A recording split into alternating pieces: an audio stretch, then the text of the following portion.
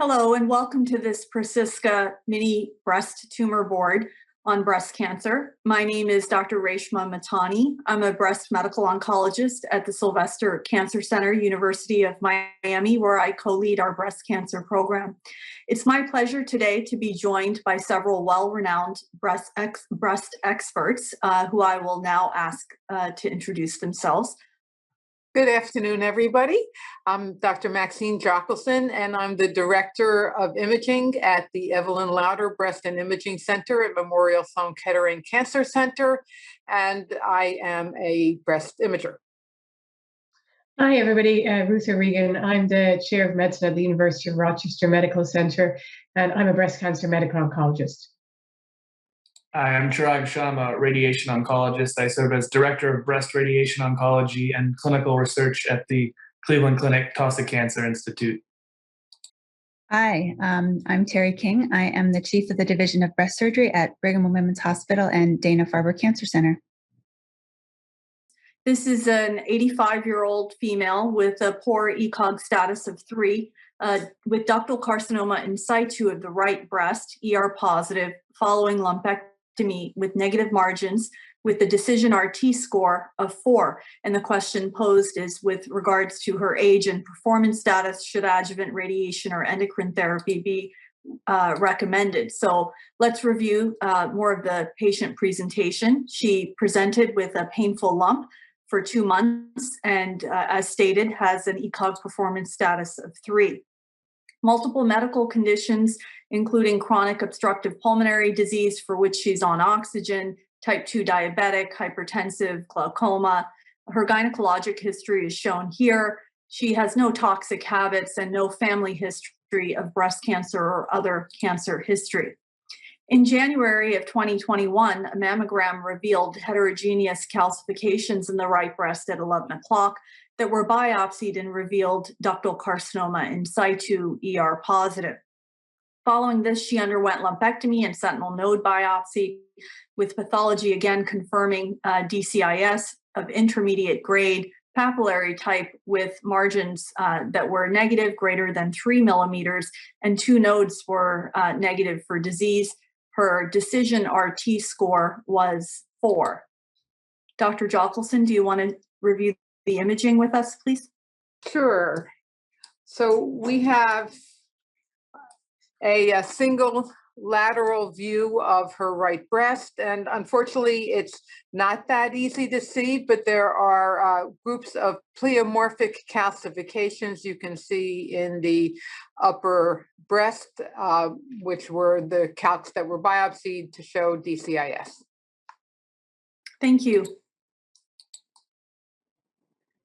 So let's go through the question that's posed on the slide. Given age and performance status, should adjuvant radiation therapy or endocrine therapy be recommended?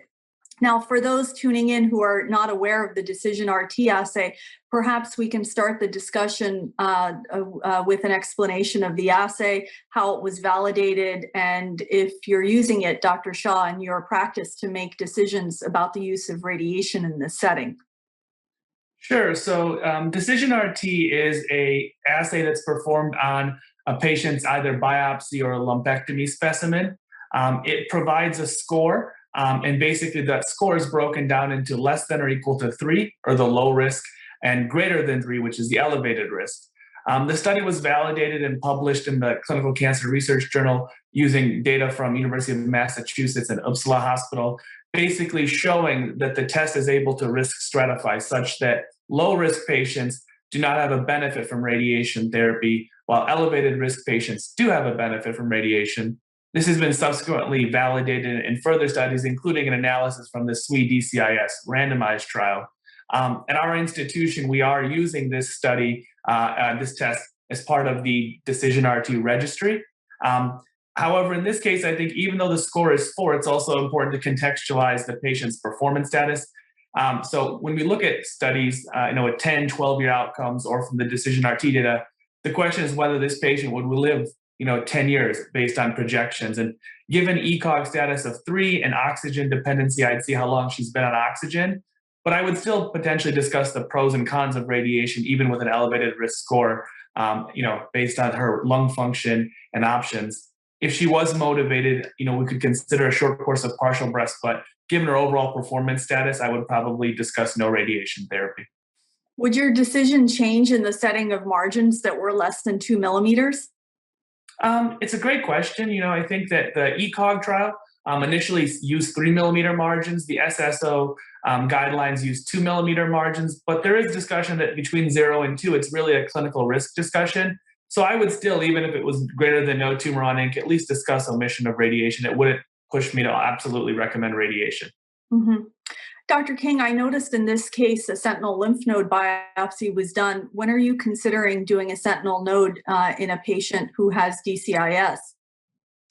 Yes, I noticed that as well. And it's likely because the presentation said that she presented with a painful mass. Now, I don't know if the mass was in the same area as the calcifications on mammogram, but we do know that in about 10% of cases of DCIS, they will present with the mass. And that is often one of the clinical features that we consider when we are asking ourselves, should we perform central lymph node biopsy at the time of lumpectomy? Because if there's a mass lesion, there's a higher likelihood of actually finding invasive disease. Now, again, in this patient with her age and comorbidities, one could argue that the findings of the sentinel node likely wouldn't have changed her treatment recommendations. And so perhaps it could have been omitted, but certainly, we do use different clinical features to determine or to make a risk assessment of when sentinel lymph node biopsy should or could be performed in the setting of breast conservation for DCIS. Got it. Thanks. Dr. O'Regan, as we know, hormonal therapy does not come without some risks. As we think of putting this 85-year-old woman with multiple comorbidities on tamoxifen for DCIS, would you have any concerns? Yeah, I mean, I absolutely would. And I would be very cautious in a patient like this because we know that these older patients are the ones that tend to get more thromboembolic events, and also they have a higher risk of stroke than younger women. I guess you could use an aromatase inhibitor, but again, there's obviously a risk with her in terms of her bone density, et cetera, that, that could be an issue too. So I wouldn't be a huge proponent of offering this lady endocrine therapy, particularly because the impact on survival, particularly in a case like this, is going to be extremely small.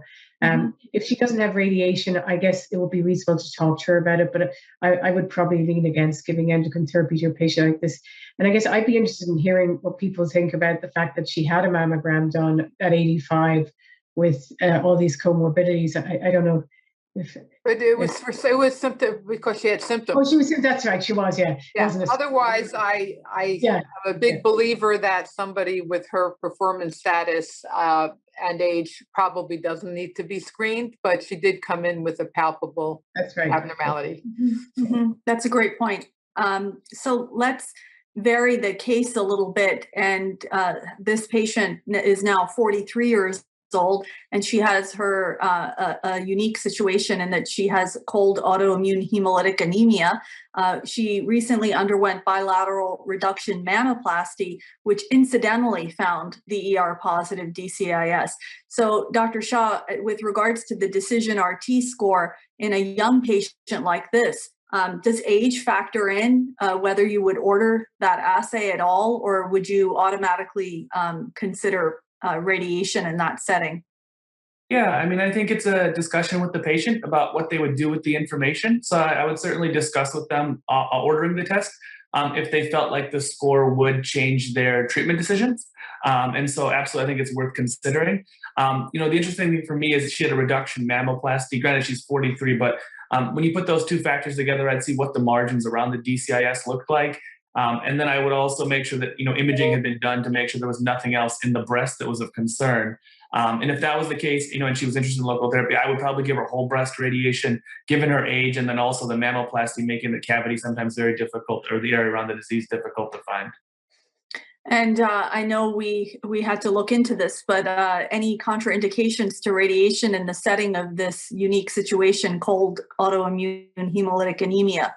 No. So, did a little bit of looking, but no, there's not much data on this circumstance, but I would not consider that a contraindication to radiation therapy. Mhm. We can send her to you in Florida, Reshma. Yeah, exactly. Dr. King, we've spoke about the use of sentinel node in patients with DCIS in specific circumstances. This is not a patient I'm thinking that you would take back and do a sentinel node in the setting of incidentally found DCIS that was not palpable. Oh, no, absolutely not. I mean, these are cases that we do see, not so uncommonly. Women of breast cancer risk age will undergo one of these procedures and will have an incidental finding, whether it is a small invasive carcinoma or a small duct carcinoma in situ. As was already mentioned, it's very important for our plastic surgery colleagues who are doing these procedures to ensure that patients have appropriate imaging, up-to-date screening before these procedures are pursued. And it can be difficult to determine whether clear margins have been obtained or not, because the specimens that are sent from a reduction mammoplasty are not oriented and they are not processed or assessed in the same way as a lumpectomy specimen would be oriented or processed. So often the question is, can we be sure that we have a clear margin, and can we be sure that there's not residual disease in the breast? And again, that usually requires a multidisciplinary review of the case and a consideration for additional imaging post-operatively. But certainly with pure DCIS, there's no reason to go back and do a sentinel lymph node biopsy. And I think just to state, for both of these cases, we have to remember that, DCIS is not life-threatening breast cancer, and any of the interventions that we recommend beyond lumpectomy, whether it's radiotherapy or whether it's endocrine therapy, none of those are geared at improving survival. And so we have to, again, there's studies ongoing looking at observation for DCIS, watchful waiting, no treatment at all. And so we know that not all DCIS is the same, and that's really the point. But one of the goals of that of the DCISionRT assay is to really try to risk stratify women with DCIS to help us make more tailored treatment decisions, because it probably really shouldn't be a one-size-fits-all approach.